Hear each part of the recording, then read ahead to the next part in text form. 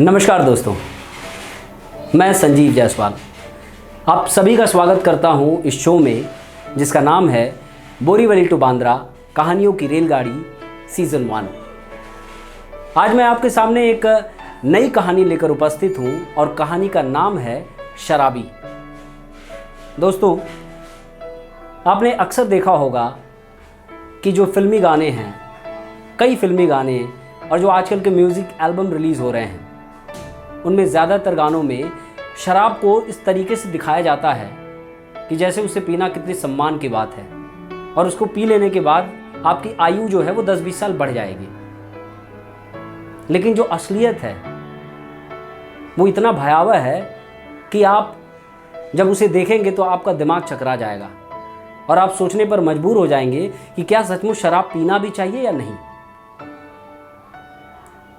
शराब पीने के बाद बहुत ही कम उम्र में आपकी सोचने समझने की शक्ति जो है वो कम होने लगती है। आपके घर में जो एक अच्छा माहौल है वो माहौल ख़राब होने लगता है।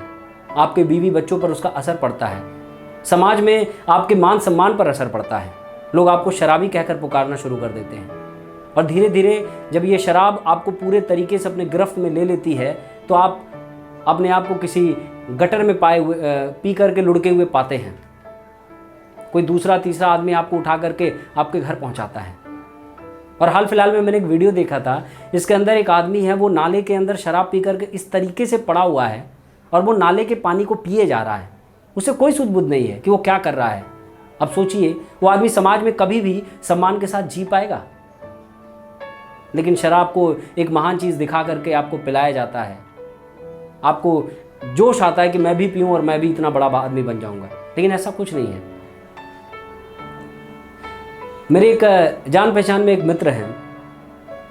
जब वो 16-17 साल के थे तो देखा देखी घर के माहौल की वजह से और फिल्मों के माहौल की वजह से उन्होंने पीना शुरू किया।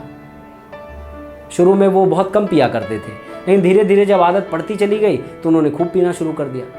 और पीते पीते आज वो 36-37 साल के हो रहे हैं, लेकिन हालत उनकी इतनी ज़्यादा ख़राब हो चुकी है कि डॉक्टर ने जवाब दे दिया है। डॉक्टर ने कह दिया है कि भाई साहब, अगर आप और शराब पिएंगे तो आपका जीना मुश्किल है। लेकिन आदत तो आदत होती है, जान जाए तो जाए, लेकिन शराब पीना बंद नहीं हो सकता है। उनका परिवार टूटने के कगार पर है। अगर उनको कल को कुछ हो जाता है तो उनके बच्चों का क्या होगा, माँ बाप का क्या होगा। लेकिन कोई भी इसके साइड इफ़ेक्ट को नहीं दिखाता है, बस वो एक उसका चमकता हुआ पहलू दिखाते हैं कि आप शराब पियो और फिर देखो क्या होता है आपकी ज़िंदगी में। आप लगातार 14 दिन यानी 2 सप्ताह शराब पी करके देखिए। 15वें दिन अगर मान लीजिए आप 7 बजे शराब पीते हैं तो ठीक 7 बजे 15वें दिन आपको शराब चाहिए कहीं से भी। और अगर आपको शराब नहीं मिलेगी तो आप चोरी भी कर सकते हैं, मर्डर भी कर सकते हैं, आप कुछ भी कर सकते हैं। क्यों? क्योंकि आपके दिमाग की नसें खिंचने लगेंगी।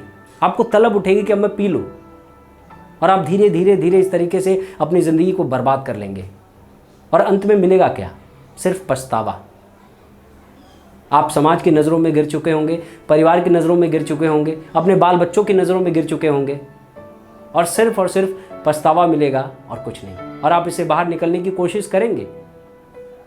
वो खुशनसीब लोग होते हैं जिन्हें अच्छा परिवार मिल जाता है, जो उन्हें इस गटर से बाहर निकाल करके ले आते हैं। लेकिन 80-85% लोग बाहर नहीं आ पाते, उसकी गिरफ्त में फंस जाते हैं और शराब पीते रहते हैं और बाद में सिर्फ पछताते रहते हैं। तो इसी के साथ आइए दोस्तों शुरू करते हैं आज की कहानी, जिसका नाम है शराबी। गुल्लू एक गैजेटेड शराबी है, मतलब कि 1 नंबर का पियक्कड़ है। इतना बड़ा पियक्कड़ है कि अगर सुबह 4 बजे भी नींद खुली और महसूस हुआ कि उसका नशा उतर चुका है तो दोबारा 1 पौवा शराब पीकर सो जाता है। गुल्लू देसी शराब बनाने का काम करता है। घर पर ही महुआ, अंगूर, जौ, चावल, एप्पल से शराब बनाता है और उसमें जड़ी बूटी मसाले मिलाकर उसका स्वाद बढ़ाकर ऊंचे दामों में बेचता है। उसका शराब का कारोबार बहुत अच्छा चल रहा है। गांव में रहकर भी वो अच्छे पैसे कमाता है। उसके माँ बाप और पत्नी भी इसी कारोबार से जुड़े हुए हैं। गुल्लू का एक बेटा भी है, जतिन, जिसकी उम्र मात्र 2 साल है। जब भी वो रोता है या उसे बुखार चढ़ता है तो गुल्लू उसे 1 ढक्कन शराब पिला देता है। उसके बाद वो 3-4 घंटे के लिए सो जाता है। जतिन जब 6 साल का हुआ तो गुल्लू का दावा है कि एक ढक्कन शराब पिलाने की वजह से जतिन पिछले 4 साल में एक बार भी बीमार नहीं पड़ा है। और अब तो हर रात जतिन भी बिना शराब पिए सोता नहीं है। मतलब कि गुल्लू अपने बेटे को भी गैजेटेड पियक्कड़ बनाने की ट्रेनिंग दे रहा है। इसी बीच एक दिन गुल्लू की बनाई हुई शराब पीने से कुछ लोग बीमार पड़ जाते हैं। पुलिस उसकी शराब की भट्टी पर छापा मारती है, उस पर मुकदमा होता है और उसकी दुकान बंद हो जाती है। अब गांव में उसके लिए कोई काम नहीं बचा था, इसलिए काम के सिलसिले में वो दिल्ली चला आया। यहाँ आने के बाद उसकी नौकरी एक फैक्ट्री में लग गई और वो ठीक ठाक कमाई करने लगा, जिसमें से वो आधी कमाई घर भेज देता और बाकी आधी जो है वो पीने खाने में उड़ा देता। दिल्ली आने के बाद गुल्लू देसी के बदले अंग्रेजी पीने लगा। उसका पसंदीदा ब्रांड है ऑल सीजन। शराब महंगी होने के कारण महीने के अंत में पैसे कम पड़ जाते और फिर शुरू होता है जुगाड़ का सिलसिला। एक दिन की बात है कि गुल्लू शाम को फैक्ट्री से छूटा तो उसकी जेब में सिर्फ 50 रुपए थे और उसे शराब पीनी थी। साइकिल चलाते चलाते सोच रहा था कि बाकी के 50 रुपए का जुगाड़ कैसे होगा।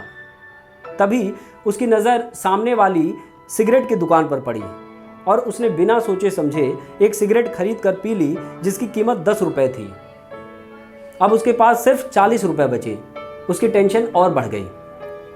वो साइकिल चलाते चलाते सोच रहा था कि बस कैसे भी एक पौवे का जुगाड़ हो जाए। वो हरिकिशन नगर वाले शराब की दुकान पर पहुंचा और लाइन में खड़ा हो गया। काउंटर पर पहुंचकर बोला कि 1 क्वार्टर ऑल सीजन ब्रांड देना। बोतल लेने से पहले गुल्लू ने कहा, मेरे पास 40 रुपए हैं, बाकी के 60 रुपए कल दे दूंगा। दुकान वाले ने कहा, बाकी रुपए ले आना और शराब ले जाना। निराश होकर गुल्लू बाहर आ गया और फिर से लाइन में लग गया। इस बार उसने अपने आगे खड़े व्यक्ति से बोला कि भाई साहब, मेरे पास 40 रुपए हैं, क्या आप मेरे लिए भी 1 क्वार्टर ऑल सीजन ब्रांड ले लोगे? उस व्यक्ति ने गुल्लू को डांट दिया।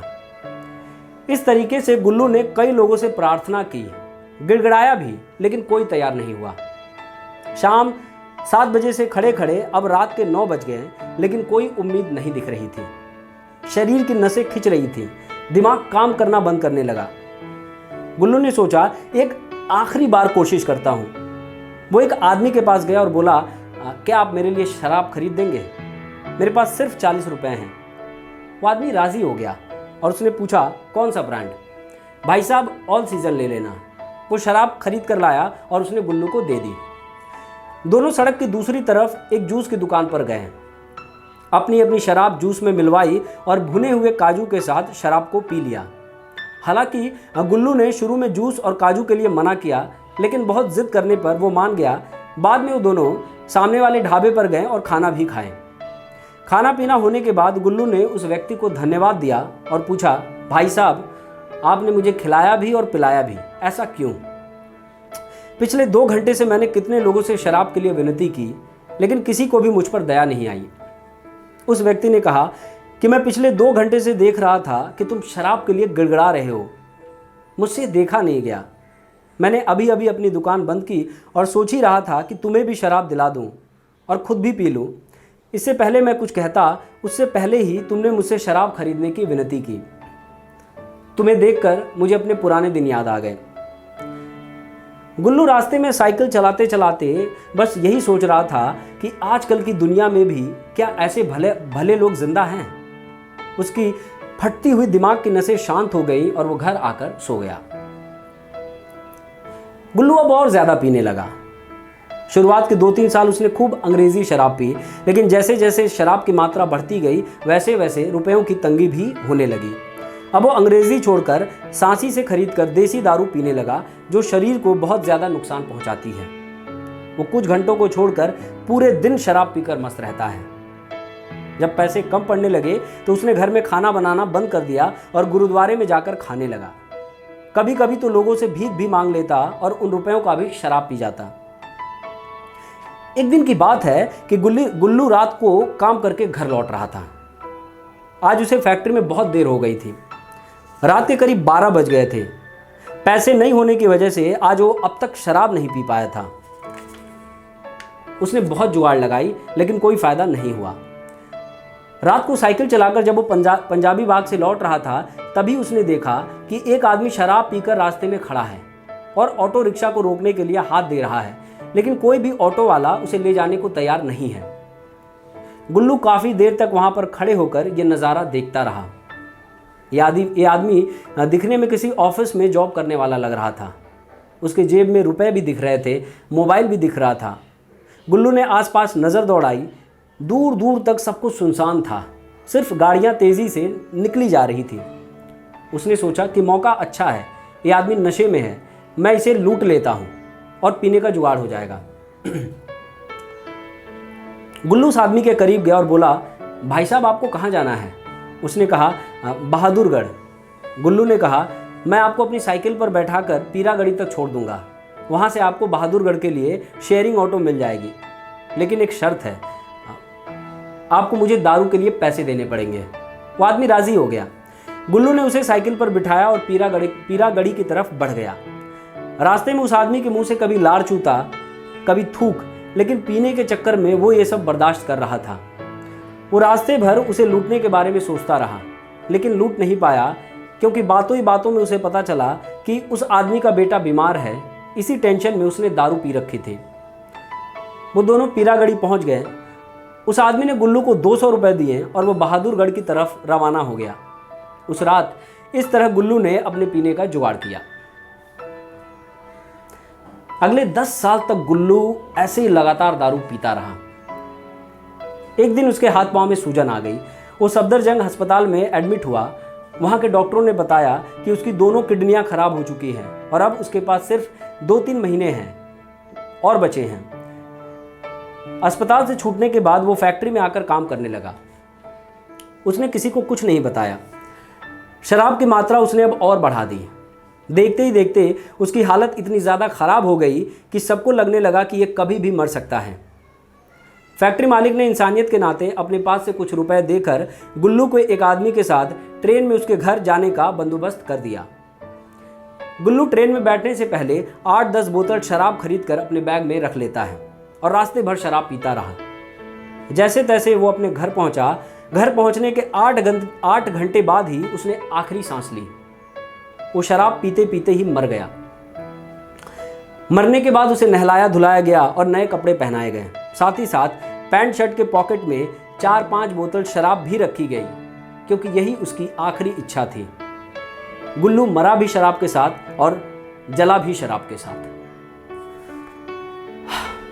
तो दोस्तों, ये थी कहानी शराबी।